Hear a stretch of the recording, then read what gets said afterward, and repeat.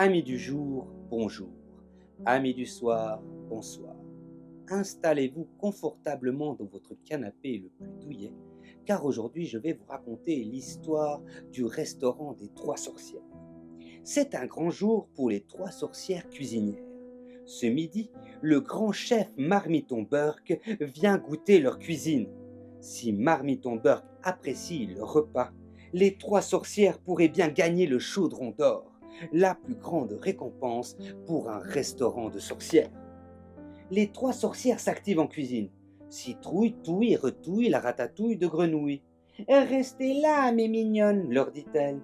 Nouille, aidée de Tambouille, met les araignées dans un grand saladier pour en faire une sorte de pâté. Nouille goûte. Grotte de rat, j'allais oublier notre ingrédient secret, s'exclame-t-elle. Tambouille, passe-moi le sel de pimentouille. Au même moment, Gros Matou, le chat des sorcières qui sert de sonnette, pousse un affreux miaulement. Oh non, voilà déjà Marmiton Burke, s'affole Nouille qui laisse échapper le flacon de sel. Malheureusement, le flacon se brise en touchant le sol. Tout son contenu part en fumée. Nouille est catastrophée. Tambouille la rassure. Il doit en rester à la cave, j'y vais. Pendant ce temps, Citrouille court accueillir le grand chef. À cette table, vous serez bien, dit-elle. Merci, répond froidement Marmiton Burke. J'ai faim et j'ai envie de manger. Quand Citrouille revient en cuisine, elle retrouve Nouille et Tambouille désespérés. Nouille a cassé le dernier flacon, soupire Tambouille. Nous n'avons plus de sel de piment touillu. Nouille réfléchit. Il doit y avoir une solution, nom d'un chaudron. Padoum! C'est justement le chaudron de Citrouille qui vient d'exploser. Dans l'agitation, la sorcière l'avait oublié sur le feu. Du coup, il y a des grenouilles partout, et les gourmandes courent après les araignées pour n'en faire qu'une seule bouchée. Rien ne va plus, et le ventre de Marmiton Burke se met à gargouiller. Tambouille et Citrouille pleurent à chaudes larmes. Nous ne passerons jamais à la télévision pour expliquer nos plus mauvaises recettes. Tout n'est pas perdu, s'exclame Nouille. Voyons, pour fabriquer du sel de pimentouillu, j'ai une larme de scarabée, une griffe de dragon. Il me manque juste les cheveux d'un chauve. Mais ça n'existe pas, s'exclame Tambouille. Une grenouille t'a secoué la cervelle. Tambouille et Citrouille s'apprêtent à dire à Marmiton Burke qu'il ne pourra pas être servi aujourd'hui. Non, regardez, chuchote Nouille. Le crâne chauve de Marmiton Burke brille à la lueur des chandelles en queue de rat. Là, sur son crâne, il lui reste 3 petits cheveux, juste assez pour faire un flacon de sel de piment touillu. Tu n'y penses pas, s'affole Tambouille. C'est notre seule solution, insiste Nouille. J'ai une idée, ajoute Citrouille en attrapant sa louche. L'instant d'après, Citrouille annonce à Marmiton Burke. Et maintenant, un petit concert. Puis elle agite sa louche comme une baguette de chef d'orchestre sous les moustaches du chat Gros Matou.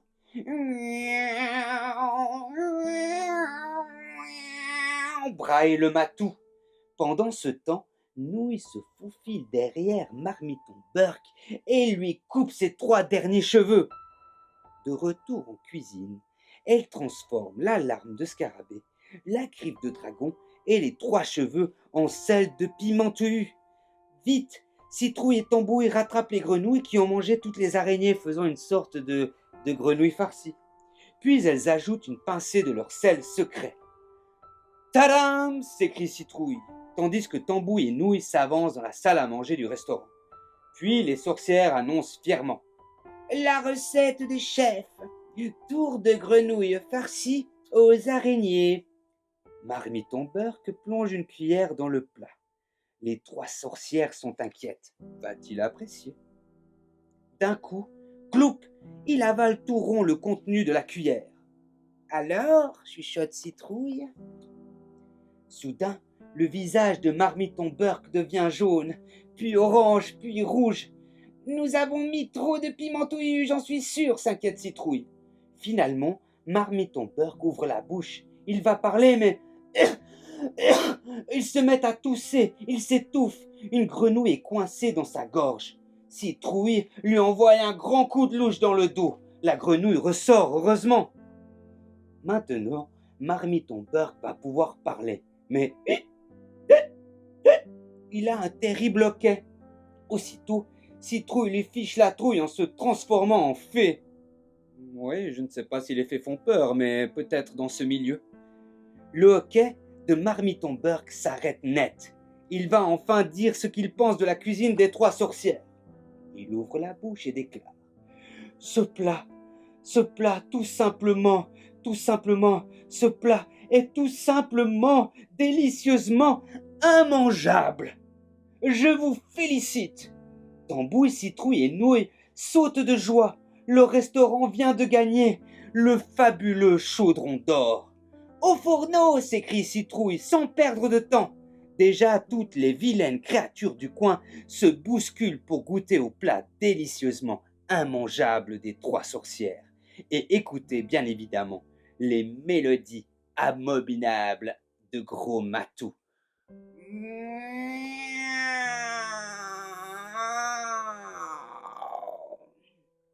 Voilà, voilà, mesdames et messieurs.